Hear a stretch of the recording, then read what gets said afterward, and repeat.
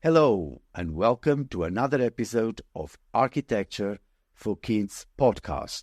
I'm your host, António Capelão. I'm a trained architect, an architectural educator, and founding director of award-winning Architecture for Kids CIC.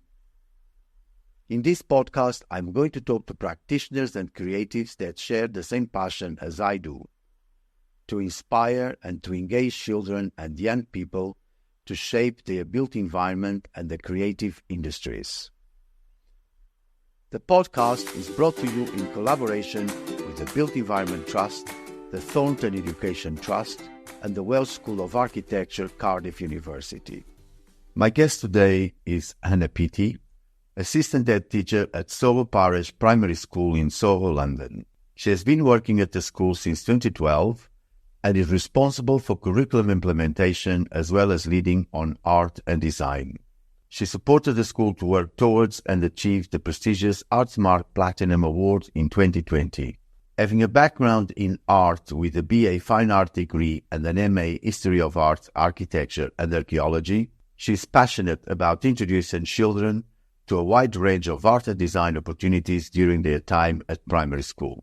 She helped to set up and to run the Soho Kids Christmas Lights project in Soho, London, co-produced since 2021 by award-winning Architecture for Kids CIC and now in its third annual edition. Being an accredited mindfulness teacher for both children and adults, she's especially interested in the relationship between the arts and well-being and has embedded mindfulness into the school curriculum as part of their well-being offer. Anna has been nominated for the Thornton Education Trust Inspiring Future Generations Awards 2023, Architecture into Education Teacher of the Year, Key Stages 1 and 2 category. Anna, thank you for coming to talk to me today, and I'm looking forward to our conversation. Hi, Antonio. It's lovely to be here. Thank you for inviting me. What was your favorite subject at school? And what were you good at? Always loved being creative, so art was definitely my favourite subject at primary and secondary school. And I went on to do a fine art degree and a master's in history of art and archaeology. So it was definitely something I pursued during my time at school and beyond. What you were good at and what you liked was actually something that followed through as your studies and your career. Yes, I've always just kept kind of stepping into what next with my creative kind of journey. I didn't know what I wanted to do when I was younger, but I just kept following my interests. And that's kind of led to where I am today. So obviously I'm a primary school teacher in a central London primary school. I'm a senior leader at the school and also the art lead, class-based for a long time. I'm not anymore. I'm now in charge of kind of the arts at school. But yeah, so I'm really, really pleased that I've been able to kind of focus on that as it's always been my kind of passion and interest. And you also run a mindfulness class at school, yes? Yes, I've embedded mindfulness into our curriculum at Soho Parish over the last kind of 7 years, something that's I'm really passionate about as well as a mindfulness practitioner and teacher. And so, yeah, the two things that are really important to me at school are well-being and creativity. And I'm also quite interested in how those two things support each other as well. And the mindfulness, is it just for colleagues or it also includes the kids? Well, it's for everybody. It's for the whole community. Initially, I just started doing it with the children. So I've been trained to teach children doing that. And we offer 30 minutes for every class each week. We've got a designated space at school to do that with meditation mats and cushions. But I've also offered drop-ins for staff and teachers and courses, taster sessions for parents. I've run courses for parents as well. So something that can be offered to the whole school community. As well. And also it's really helpful in that way, something that's not just that I'm teaching the children, that everybody can benefit. I'm quite interested in mindfulness and children. How do you get them to stand still for half an hour? Well, I'm not getting them to sit or stand still for half an hour. That's definitely not the case. So within that kind of half an hour session, there'll be kind of a theme that we're exploring. We'll do a little meditation and there's lots of opportunity for kind of dialogue and exploring their experience, really. So it's getting them to just develop their awareness. So that's what mindfulness is awareness, of paying attention, noticing how they are, bringing attention to that so that they can have more creative responses to life rather than being reactive, and having that kind of, emotional awareness because that impacts themselves and others around them. So they've responded really well. Not everybody takes to it, obviously. It's personal, but it's an invitation for them, and it's kind of offering them something I wished I'd been offered when I was younger as well, because it had a really big impact on my life as an adult practicing mindfulness. Really passionate about being able to offer that to children. How difficult or how easy was it to incorporate that to the curriculum? That's a really interesting question because it's not part of the national curriculum, but part of what we value at our school as part of our wellbeing office. Part of us being able to support children with their emotional development and their social skills as well. Yeah, it's something that obviously I had to kind of advocate for and promote at school, but then kind of gradually over time, starting off small, doing it just with my class initially, showing the impact, kind of gathering evidence of that, and then expanding that across the school. I think bringing anything kind of new into the curriculum, we have to look at kind of what is it, why are we doing it, and what's the impact of that, and being able to gather evidence for that as well. Over time, it's become something that everybody at the school has got on board with and deeply valued. Gather quotes from the children every year to see how it's impacted them or how it's affected them. And I'm always really kind of quite moved by some of their responses around how it's helped them and supported them to have that awareness of their thoughts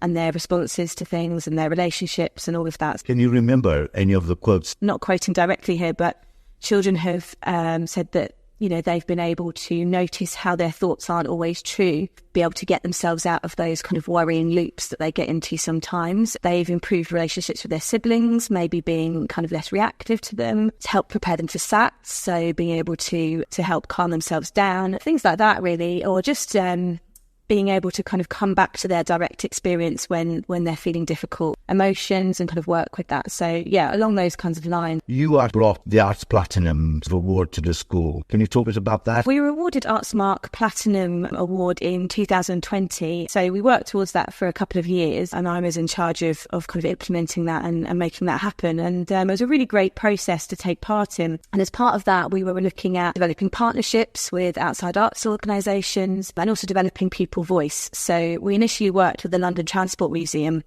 on a project, and we created an arts council who were able to plan and develop our art week at Soho Parish. They went to the museum, they gathered ideas, they presented them back at a staff meeting to teachers and helped teachers to plan our art week on a specific theme, which was journeys that year, to link to the London Transport Museum. And they developed this project, which we now model that every year. So we model that kind of structure of how we create our art week every year through pupil voice and participation, working with a different museum or arts organisation each year. And that was really effective. And then I led CPD for other teachers on how they could do a similar project. We were also looking at having a wider impact outside of our school, so supporting other schools in that journey. I would really advocate for taking part in Arts Mark because it really helps you to kind of look at what you're doing really well in school and celebrating that, but also thinking about how you can improve. And I think it's always important to be doing both of those things, to acknowledging where you are, but also what you want to grow and develop as well. You are a very progressive school. We're walking into a classroom where the kids were sitting in balls, there was the cushions. Really, really exciting to see how much you were interested in creating a comfortable environment, and an environment where the kids felt at home, that they fully engaged with their study. I just wanted to say something more about that. Yeah, so what you're talking about is the flexible seating. And, you know, if we think about ourselves as adults, like, we choose like how we are comfortable to work, like especially now, you know, working environments become a bit more flexible, haven't they, of working at home or in an office or in kind of shared spaces. And so we wanted to kind of offer that to children as well. Like, you know, not all children need the same things for their focus and their concentration. So, you know, some children might want to lie down while they're writing, others might want to sit and move a bit while they're listening. So being able to kind of bounce on a ball that they're sitting on, or maybe sit in a comfy chair. Others want to stand up while they're writing, things like that. So, you know, we tried that out for a couple of years in different classrooms, and it worked really well. You know, it is something that we were thinking would be great to kind of do across the school, but just funding for that was not really possible at the moment. But yeah, it's thinking about what helps children to learn and to focus and develop and grow to the best of their ability, and how can we support that. The school does a lot of projects to engage its pupils with the built environment. Do you want to talk about that? We've been on a bit of a journey with doing architectural awareness projects, which has been really important. So I just want to start by saying that about the national curriculum, because it does actually state in the key stage 2 aims that children need to know about great artists and craft makers and designers, and understand that the cultural and historical impact of that. And architects are actually mentioned in that as well, so, for Key Stage 2. I think we're always open to exploring with different professionals about how they can bring their expertise into school, because there are certain areas that we're not experts on when we're teaching. So we want to expose children to a wide range of different creative industries and skills and knowledge. And we do that through developing a really rich and varied curriculum. But at the same time, there are specific things that is, it's really important to get outsiders in, professionals to be able to work with the children and share that expertise. And I think architecture is one of those areas. So I remember when you came and met me, I think it might have been 2018 or 19, to talk about the work you do. And yeah, I'm just really open-minded when people come and talk to me. I'm really excited about kind of potential projects and partnerships and thinking about how we can bring that into our curriculum and provide opportunities for the children. That's kind of developed over time, really. So initially, you came and did some work with our Year 5 class and did an architecture awareness project, and they redesigned part of their classroom and thought about their learning space. Again, really important to carry on from what we were talking about what helps them to learn. And yeah, you've done that with a couple of classes now. But the biggest thing we've done is our Soho Kids Christmas Lights competition project, which is in its 3rd year running now. And that's just been fantastic. It's been so good to for the school to be part of something so big, a community-based project that kind of brings everybody together. And for the children so just to describe the project briefly, that the children get to work with Antonio and Reba. So we've got lots of people on board, and we do workshops with the children, architecture awareness projects around the theme of kind of identity of place. And there's been a different theme each year. So we had food was one year, then this year's been fashion. And so really thinking about their local environment and their place in it, which has been really connecting as well. And so they've really focused on that, and then they design Christmas lights for the streets of Soho, and we select some of those each year, about 14 each year I think we've selected, haven't we? And they get made into Christmas lights, which go up in the streets, and then we have a big celebration event, a big light switch on. And it's just really been fantastic for their self-esteem, for kind of recognising themselves as artists, that they're sharing their work in a public space, and really understanding that process and how lighting is part of the built environment, which I don't think they would have seen that as architecture before, or maybe they didn't have that awareness. So I think that's been really important. I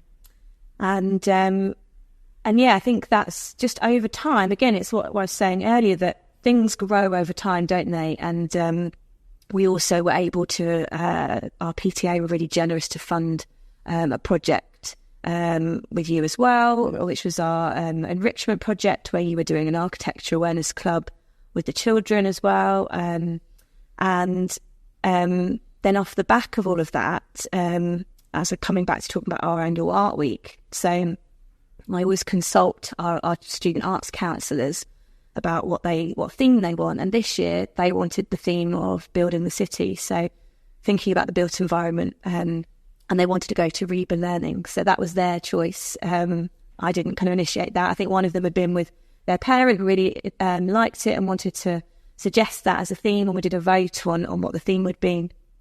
So the whole school went on trips there, and our art week this year was called Building the City, and all of our art projects were kind of based on that. And we had things like tower building and looking at colour in the built environment, made 3D structures, 2D paintings, kind of pop-up landscapes. We even kind of designed cities out of food landscapes, all kinds of creative ways of looking at that. And that was down to them having this much more awareness of architecture and kind of looking around them and seeing the built environment, expressing their ideas and imagination around that. So that's fantastic, I think, that you can kind of see that impact over time. The exhibition looked amazing. I was really impressed when I saw the exhibition you put together. You also all the other professions that you bring in, so writers, artists and engineers, I think. But tell us a little bit more about this project. As I said, it's really important to get in kind of specialists in different areas. So, for instance, during different art weeks, we'll always get somebody to come in and do workshops with the children. So we've had someone come in and do stone carving before. This year, as part of the architecture week, we had an architect come in and build huge structures in the hall out of long sticks, and thinking about structure. And, we don't have the materials for that or the expertise ourselves. We've worked with a company called Primary Futures, who are really helpful, who have a big kind of resource of people who are willing to volunteer their time and come in and talk to children about their professions. So we've had assemblies in the past where we've had people from different industries come in and share about their work. So, it's giving children the awareness that these different careers are out there, that things they've never even heard of. Because I wasn't aware of any of that when I was younger. So I think that's really important. We've had professional poets come in and authors sharing their work with the children. We have parents who have creative industries or artists or architects, coming in and talking to the children as well. So it's having that connection with somebody they know and being inspired and motivated by all of the adults in their community and just knowing that those different options are out there. I think it's really, really important. And in terms of the parents, how do they react to this experiment? Yeah, so our parent community are really, really supportive of all of the work we do. And yeah, we have a really supportive PTA and the Parent Teacher Association that fund a lot of those kind of extra projects, because funding is always it's difficult to find the money for things like, for workshops and projects like that. So yeah, we're really lucky that they're really generous around that. But yeah, I often have parents come up to me on the gate and say, "Oh, I've just met with somebody around the corner who's really interested in working with you," or "I've just gone into this exhibition. I think the children will really love it," or "I've heard that there's this arts organisation or there's a theatre." Or, they're always kind of on the lookout for opportunities. So they want their child to be able to experience that, but they also really want the whole wider school to be able to experience things like that. So we have loads of supportive parents who are often kind of informing me of things, and I say, "Great, put me in touch," or send me an email about it, or so I'm always really open to kind of hearing about what's on offer. So yeah, we have a really supportive school community in that respect, and the parents will always come along and celebrate the children's work, and just really supportive around all of that. The community itself, a lot of the businesses in Soho and people in general, they're also very keen in supporting the school. It's amazing that right in the middle of Soho, you have a primary school, which almost, a lot of Londoners don't even know about. Yeah, and I think, it's a community, Soho, isn't it? It's quite a strong community. And, we had a meeting with some restaurant owners and local people to think about how can we support each other for the Soho Christmas Lights project, for instance. And yeah, there's just a real willingness to understand, I think, what we all need and what would be helpful, and people just be really willing to say, like, how can we help? What can we do? And to kind of come together. And I think that was really evident when we had our switch on events over the last couple of years as well, where we've had local businesses support us, offer venues, offer refreshments, all of that kind of thing. It's just been great. So I think, yeah, it's just making those connections with people and kind of maintaining them and looking out for each other and seeing how we can support each other, because yeah, lots of the children do live in the area or not too far away. So, they're all part of that community and they want to kind of contribute to it. That's one of our school values, is community. So we're thinking about how they can contribute to the local community more as well. In regards to the Soho Kids Christmas Lights project, I was very taken as well with the generosity of the community and the business owners and people in general trying to help, and parents. And of course, the school was open-minded to accept the proposal of the project, the kids engage. But financially, it's quite an expensive project. And everybody pulls together to find the resources. Westminster Council, the business owners. So it's fantastic. And all the parents always, when they find me and say, "Okay, so what do you need? Where can I, talk to this person?" A bit like what you were saying. And that's really exciting and hopeful, and it helps bring things together. What's the next art project or next workshop? What do you have planned? We're re-embarking on our Arts Mark journey again. So the award that we gained only lasts for 2 years. So we're starting that journey again. And something that I'm quite excited about is doing some partnerships projects with another school. I think for the children to be able to share what's worked well in our school, so our Arts Council maybe going to another school and working with them, helping them on their Arts Mark journey, developing maybe an Arts Council there, working collaboratively. So collaboration for me is kind of my buzzword at the moment for thinking about how we can collaborate with another school, but also with other arts organisations. And I think it's really important that I don't have a kind of fixed idea about that. I have a kind of seed of interest and excitement around that, but I really want to see how that could develop and grow. So that's where I'm at the moment, and kind of thinking beyond our school about how we can have an impact either in the community or in another school, supporting an arts organisation of some description. Just to give you an example, actually, that we worked with the National Gallery last year, our Arts Council, and they worked as kind of consultants supporting the architects there to design or give ideas for designing their new education centre. So they really wanted to see what, for children who are coming into that space and learning in that space, what would they want, what would work for them. And we did a whole project around that with our arts counsellors and working with their architects. So it's not, I think something that's really, really important is not just how adults and their professional expertise can support the students, but also that open-mindedness to thinking, well, how can children support us in our creative industries, and helping us to design workshops or spaces or whatever it is for children. So not kind of second guessing what we think they need, but actually asking them. So I think pupil voice is incredibly important. So yeah, that's something I'm really interested in is how children and adults can support each other in that way as well. What was the reaction from the kids? Well, how did they react to this project at the National Gallery? Initially, they didn't really know what they were doing. I think, we were offering them an opportunity, and it was through doing that they saw how important what they were doing actually was. So it's about, harnessing their imagination and creativity. So the National Gallery very skilled at doing that, of holding a space where they could explore, ask the right questions, get the children to think about spaces and how they're used. Because if you just asked a child, they probably wouldn't be able to think about that necessarily without the guidance and the correct questioning and that kind of thing. But, they used paintings at the National Gallery looking at how spaces of learning in historical paintings and how people were using spaces. And then that kind of was a starting point to kind of ignite their imagination around their own spaces. And they got to create models of their ideal learning space. And they really could be as imaginative and creative as they wanted with that. There weren't any parameters. And then they got to present those ideas to the wider team at the National Gallery. So I think it was really confidence building, really developing their self-esteem around that, and thinking, what I have to say really matters and it's valued.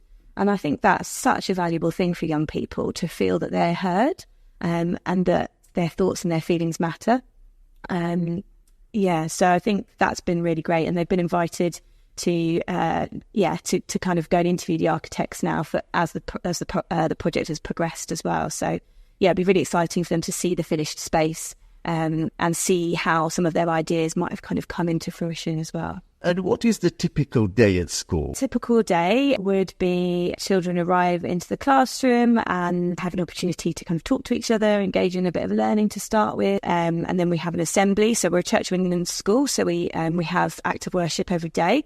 So we have an assembly. And then typically children would probably do English and maths in the morning. And then the afternoon we have all the different foundation subjects. So that would be like history, geography, art, science, design, technology, all of those different subjects, and sometimes obviously we go on trips, so we'll go out and use the resources in the local area or go further afield. So we might do that, or at the moment we've got a theatre project doing a radio project with our Year Sixes. So they've kind of taken over a space and they've written a radio play with the Year 6 class who are going out and recording that. So there's often things like that happening around the school. So we've got our kind of standard day of our timetable, but yeah, we're flexible with that, and we adapt it, and we think about how we can bring in extra things to enhance the curriculum, thinking about, how we want to meet those kind of aims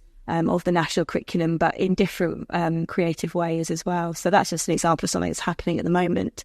There'll be kind of trips to the theatre as well, after school clubs, creative things that children can explore. So we've got like a rock band, which is quite unique to our school. Not sure of other primary schools that do that. So that's quite an exciting thing that we offer. Obviously, we've had the architecture project as well.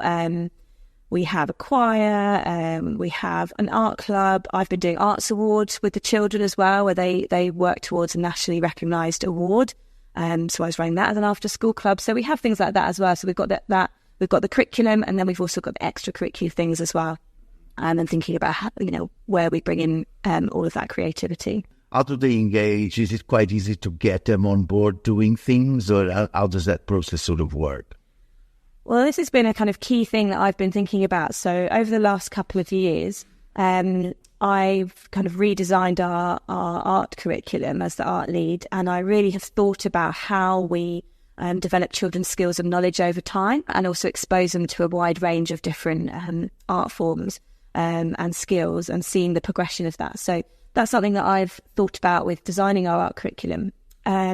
But what's really important within that is that children are feeling confident to have a go, to make mistakes, to try again. That's not about kind of getting it right or wrong. It's about just expressing themselves, trying something out.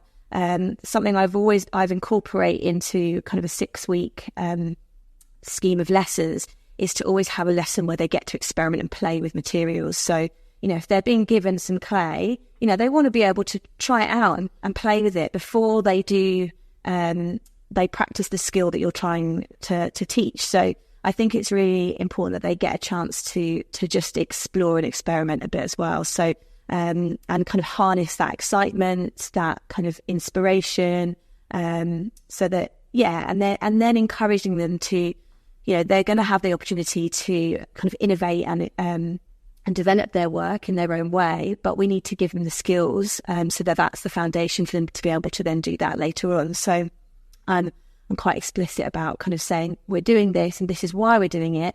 And then once you've got the skills, then you can apply them in different ways, and kind of inspiring them and showing them different artists' work as well. So I think that's something I've seen from feedback when we've done an art week, for instance. So we do an art week for a whole week. The children do art across the whole week, and they work across the school in different age groups with different teachers, kind of changing workshops each day.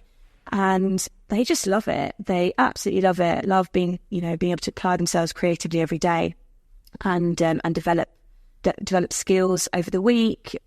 Support children in different age groups to develop their skills, and then celebrate at the end of the week with a big exhibition. So I think it's really important that children never feel that they're not good at art, because there's so many adults I've met that say, I can't do art, or I'm never really good at art, or I can't draw. And it's not about that. It's about harnessing that kind of love of just exploring, and that curiosity and the process. It doesn't have to be about the outcome always. It's about the process and enjoying that process of learning and growing. Is there a question I should have asked you that I haven't asked you, and what is that question? I guess I have a question, but it's not really a question for me. I think it's a question that I'm kind of turning outwards, really, is to do along this line of children's voices. It's like, how can children also support the creative industries? So, how can children, how could that collaborative process kind of unfold? And that might become something that's quite new for different people to think about. Working collaboratively in that way. So it's not just what can we offer to children, but what can they offer to us, and that kind of mutual conversation and support. So I think it's more that a question I'm just putting out there rather than a question. Thanks, Antonio. Thank you for inviting me. It was a really interesting conversation. Thank you very much to my guest today, to all the listeners, and please subscribe to Architecture for Kids podcast and leave your rating and a review. Recommend us to your friends and family, and to find out more about it, visit our websites, antoniocaplan-portfolio.co.uk, buildingcentre.co.uk, thorntoneducationtrust.org, cardiff.ac.uk, and follow us on Instagram, Arch for Kids CIC, Twitter, @Kaplan, LinkedIn, @Kaplan, CAPELAO. And please join me again next week for another episode of Architecture for Kids podcast. brought to you in collaboration with the Built Environment Trust, the Thornton Education Trust, and the Welsh School of Architecture, Cardiff University.